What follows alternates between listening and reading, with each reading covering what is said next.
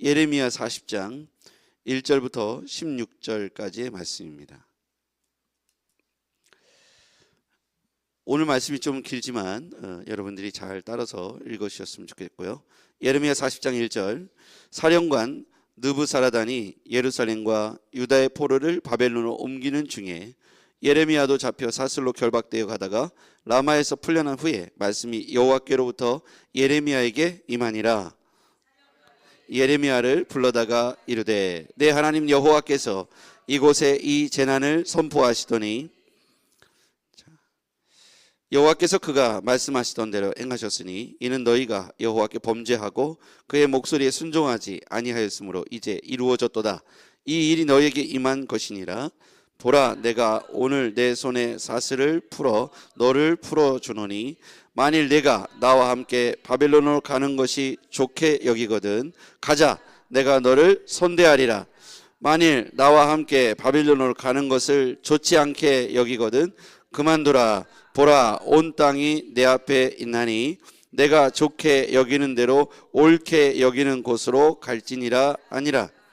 예레미야가 아직 돌이키기 전에 그가 다시 이르되, 너는 바벨론의 왕이 유다 성읍들을 맞도록 세운 사반의 손자 아이감의 아들 그다랴에게로 돌아가서 그와 함께 백성 가운데로 살거나 내가 옳게 여기는 곳으로 가거나 할지니라 하고, 그 사령관이 그에게 양식과 선물을 주어 보내매 예레미야가 미스바로 가서 아이감을 그다랴에게로 나아가서 그 땅에 남아있는 백성 가운데에서 그와 함께 사니라.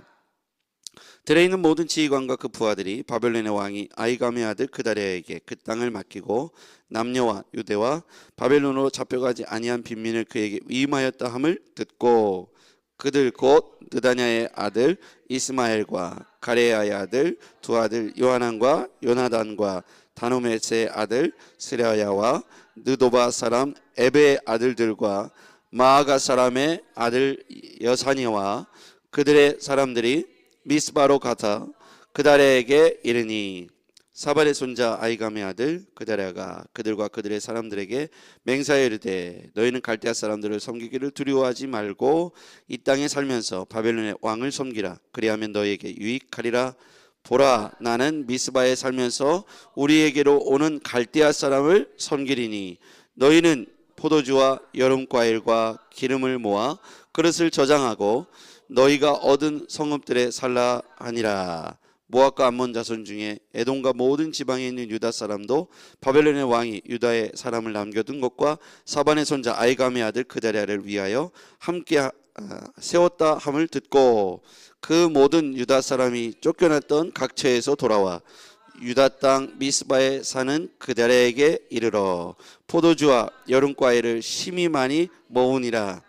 가레의 아들 요하난과 들에 있던 모든 지휘관들이 미스바에 사는 그다랴에게 이르러 그에게 이르되, 암몬 자손의 왕 바알리스와 내 생명을 빼앗으려 하여 느다냐의 아들 이스마엘을 보낸 줄을 내가 아느냐 하되, 아이감의 아들 그다랴가 믿지 아니한지라. 가레야의 아들 요하난이 미스바에서 그들에게 비밀이 말하여 이르되, 청하노니 내가 가서 사람을 모르게 느다냐의 아들 이스마엘을 죽이게 하라. 어찌하여 그가 내 생명을 빼앗게 하여 내게 모인 모든 유다 사람을 흩어지게 하며 유다의 남은 자로 멸망을 당하게 하려 하니라. 그러나 아이감의 아들 그다랴가 가레야의 아들 요하난에게 이르되, 내가 이 일을 행하지 말지니라. 내가 이스마엘에 대하여 한 말은 진정이 아니니라 하니라. 아멘. 말씀이 좀 길지만 오늘의 말씀을 좀 한번 살펴보겠습니다. 오늘 여기에서 핵심 키워드 문장은요 3절에 나와 있죠. 이 3절의 문장은 누가 말하냐면 바벨론의 사령관 느부사라단이 하는 말이에요. 이 말을 예레미야에게 합니다. 그런데 이것이 이 바벨론의 사령관 느부사라단이면 하나님을 모르는 사람이지 않습니까? 근데 그 입을 통해서 하는 말씀이 꼭 하나님의 말씀처럼 들립니다. 3절을 같이 한번 밑줄 그으면서 읽어보시죠. 시작. 여호와께서 그가 말씀하신 대로 행하셨으니 이는 너희가 여호와께 범죄하고 그의 목소리에 순종하지 아니하였으므로 이제 이루어졌도다. 이 일이 너희에게 임한 것이니라. 아멘.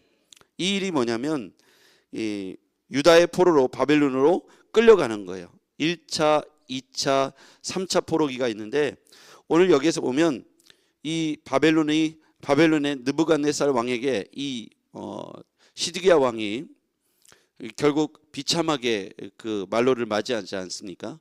하나님께서 왜 이렇게 하셨는지에 대해서는 오늘 3절의 문장이 그것을 말하는 거예요.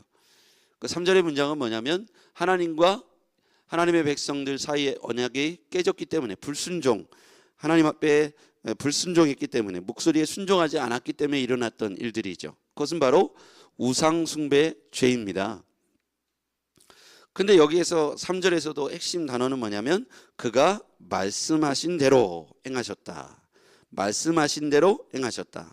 하나님은 어떤 분이시냐면 말씀대로 행하시는 분이시다. 그렇게 한번 써보세요. 하나님은 말씀대로 행하시는 분이시다. 오늘 이 굉장히 길지 않습니까? 본문이요. 이 본문의 가장 핵심 한 문장은 하나님은 말씀대로 행하시는 분이시다. 그럼 하나님의 말씀이 뭡니까? 나는 너희의 하나님이 되고 너희는 나의 백성이 되리라. 이게 언약이지 않습니까? 하나님과 우리와 맺은 언약이라는 거예요. 지금 이스라엘 백성들에게 하신 말씀이지만 이 말씀이 우리에게 유효한 건 우리도 하나님 나라의 백성이 되었으니까 하나님은 어떤 관계를 원하시냐면 하나님은 우리의 하나님 되기를 원하시는 거예요.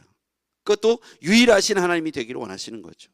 사람들은 불안하니까 하나님을 자꾸 많이 만드는 거예요. 우상들을 만들고 다른 어떤 것들을 만들어서 하나님이 말씀하지 않고 침묵할 때 그것들에게 찾아가는 거예요. 우리에게 그런 것이 있는지를 잘 살펴봐야 돼요. 하나님의 침묵 시간이 길어지면 사람들이 그 약속을 깨버리는 거예요. 기다리지 못하고. 그런 모습들이 우리에게 있지는 않는가 점검할 필요가 있어요. 자, 한번 이제 저를 보시죠. 저를 보시고 여러분에게 각자가 있는 하나님 외에 다른 의지하는 것이 있습니까? 하나님이 침묵하시고 응답하시지 않을 때 여러분이 의지하고 생각하는 대상은 무엇입니까? 사람? 친구? 아니면 내 경험? 나의 지식? 소위 말하는 삶의 멘토? 아니면 책? 여러 가지가 있을 수 있겠죠. 요즘은 네이버에 검색도 많이 하겠죠. 이럴 땐 다른 사람은 어떻게 했을까? 근데 성경은 오늘 이 예레미야서를 통해서 우리에게 말씀하신 거 뭐냐면 질문이 뭐냐면 하나님이 우리에게 묻는 거예요. 너의 진짜 하나님은 누구냐? 너의 참된 하나님은 누구냐? 사람이냐? 사람은 실망하죠. 그렇죠? 여러분 저도 여러분에게 영적인 지도자로 하나님이 세우셨지만 저도 정답은 아닙니다. 그렇죠? 하나님만이 여러분에게 정답이 되시고 하나님만이 여러분의 그 약속, 여러분의 하나님이 되시는 거죠. 어떤 분들은 어느 교회를 가보면 목사님이 히어로예요. 그 목사님 말씀이란 법이에요. 목사님 말씀이라면 온전히 순종합니다. 다 좋은데 위험해 보이더라고요. 왜냐하면 그런 교회들의 특징이 목사님이 어떤 문제로, 윤리적인 문제, 금전적인 문제로 혹은 어떤 도덕적인 문제로 뭔가 이렇게 되어졌을 때 교회가 급격하게 무너진다는 거예요. 요즘 이렇게 교회가 대형화되는 추세가 있어요. 그렇죠? 대형화되다 보면 사람들이 이런 착각을 해요. 대형교회가 좋은 교회라고 생각을 해요. 대형교회 목사님은 훌륭한 목사님이라고 생각을 해요. 작은 교회 목사님은 덜 훌륭하다고 생각하고 작은 교회는 덜 좋은 교회라고 생각해요. 큰 교회, 좋은 교회니까 큰 교회가 된 것이라고 생각해요. 여러분 이 공식이 맞기도 하지만 꼭 맞는 건 아닙니다. 그럴 수 있잖아요. 그렇죠? 그러면 그런 교회들이 미국도 그렇고 한국도 그렇고 보면 그런 대형 교회들이 많이 무너졌어요. 많이 깨지고 넘어졌어요. 왜 그럴까요? 이건 건강한 교회가 아니기 때문에 그래요. 제가 몸집이 크면 건강한 겁니까? 제가 등치가 크고 몸집이 크고 키가 막 이렇게 크면 건강한 거예요. 오히려 작지만 다부진 사람이 건강할 확률이 높습니다. 그렇죠?